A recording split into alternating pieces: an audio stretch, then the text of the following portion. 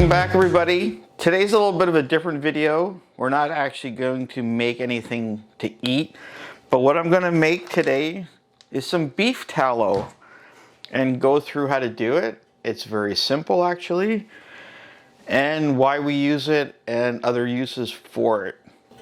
Let's get to it. Beef tallow, it's one of those things you've probably heard of but never really thought much about. It's actually quite a big industry. It's used for cooking. It's been used for making soap, candles, cosmetics. It's also been used for like lubricants in different industries as well. A whole bunch of products have been made from this, which this right here is just beef fat. And I was going to my local butcher. I will put their link below. I wanted some. I went to go pick it up. I was ready to pay. He's like, no, on the house. I'm like, awesome. Thanks so much. I really appreciate it. Really, there's not that many uses for it in sausage making, unless you're making, let's say, an all beef wiener. Typically, you're not using beef fat in sausages. Just doesn't work well. We'll talk about that in other videos. But today, I'm just going to dice this up and get it into a pot and cook it down. Okay, so let's just dive in. I'm gonna open this up. Nothing fancy here at all. We're just going to dice it down into smaller pieces. Got my pot here that I'm gonna throw it in. This is why I'm wearing an older shirt, because I know I'm gonna get dirty today. There's nothing fancy here. There are pieces of meat on here. That's okay. That is all going to cook down, and I'll show you the solids which are left. We just take out. We just want the clear liquid.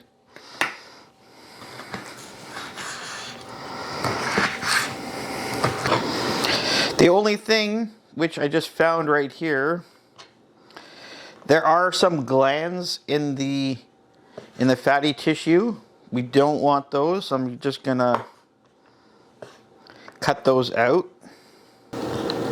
Really, that's the only thing you really need to look for are glands. If you see those when you're cutting it up, take those out. Sinew, a little bit of meat, leave it all in. It's all gonna cook down, and I'll show you the final result when we get there. There we go, we're all done.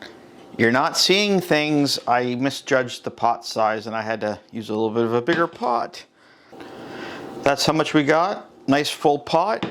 You'll see how much this produces, because what you want to do, we want to do this over, let's say, a medium heat. You want to, if you bring it up to a really high heat, you're going to burn it and your tallow will turn like a yellowish, and that's not what you want. Chances of burning it. When it's finished and cooled down, you want it white.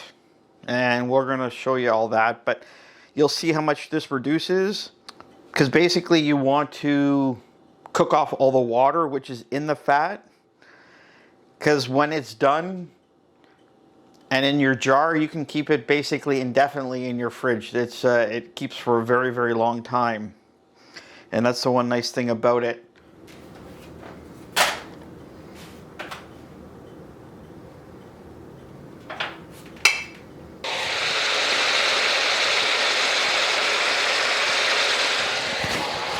That's the fat's starting to cook down. We have it at like a medium heat right now. Like I said, we don't want to burn it. We don't want to cook this too hot. Till it's a little further, I gotta keep stirring this, making sure nothing sticks, nothing burns. You can't walk away from it yet. You really don't want to walk away. You just, like I said, you don't want to let it burn. Another thing, you really don't want to add salt, pepper, and spices to this. You want to keep it neutral. You can add that later on to whatever you're cooking with it. But right now, Nothing. We're not adding any salt, pepper, anything to it. And you can see here, we've been on, less than 10 minutes already, and how much it's reduced. It's going to reduce quite a bit more to get rid of all that water.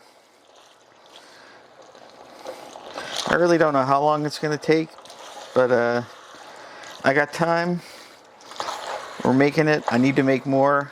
One thing I was thinking about, just came to mind, was if you have a grinder, to reduce the fat, you can throw it through the grinder and do the same thing. I just thought about that now. I know I have a grinder. Would have been easy to do that. Next time though. And as you can see, it's reduced quite a bit. Still has a lot of fat pieces which still need to render down. And it still has a lot of water that actually has to boil off. But it's coming along good. Nice gentle boil here. As you can see, that's reduced quite a bit. The bits are starting to change color, which is what we want. There's still that foaminess that you see, all the bubbles on top. That's still quite a bit of water in here that still has to boil off. We're getting there. It's been on here for at least 40 minutes. Like I said, patience. This is not something you do rushed. You do have to keep an eye on it. It's getting there though.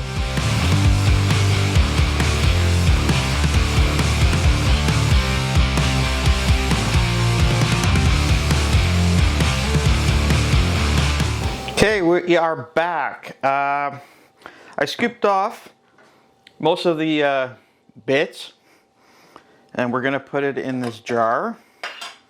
But what I'm gonna do is use this funnel, and I've got cheesecloth. I'm gonna line it with cheesecloth to take out any other particulates. We don't want them in there. If some get through, oh well, but most of those you don't want in there. And be extremely careful. This is hot oil.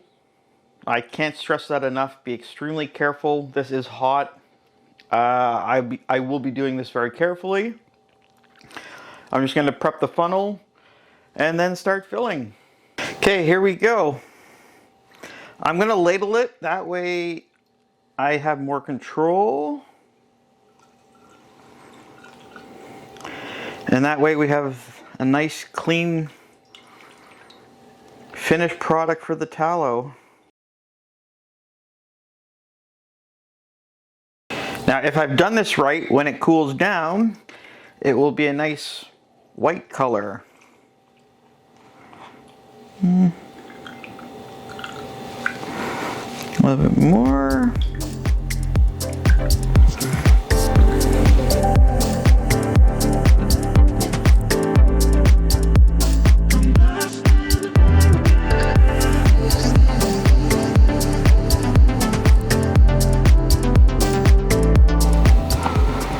Boom. So as you can see, 1, 2, ow. So that's the haul we got from about 5 pounds of beef fat. I think that's pretty awesome. Before you throw it in the fridge now, just let it cool down to room temperature. This is extremely hot. Just let it take its time. It'll cool down. And once it starts solidifying, you'll see it change, hopefully to a white color. But in the meantime, like I said, patience. We just have to wait again. And we are back. It's been several hours. I let it cool down out here in the kitchen. And then for the last hour, I've had it in the fridge. And magically, we have white tallow, which is good because I didn't overcook it, which is good. So that was a success. I've got lots here now. Like I said, this can stay in the fridge for a very long time. You don't have to worry about going bad because all the water has been cooked off. And really, there's not much to go bad then. It might go rancid on you if you leave it out. So I would suggest just leave it in the fridge and you're going to be fine. In upcoming videos, you will see me use this when I do brisket and stuff. I'll explain how to use it when we get there, but I will be using it. And on that note, thanks for watching, everybody. I really appreciate it. I know this wasn't a something to eat video, but this goes along with everything else we do here. We have to prep this stuff too, so I thought I'd, you know what, make a video, show you guys what I do and how I do it. Again, thanks for watching. Have a great day and happy eating.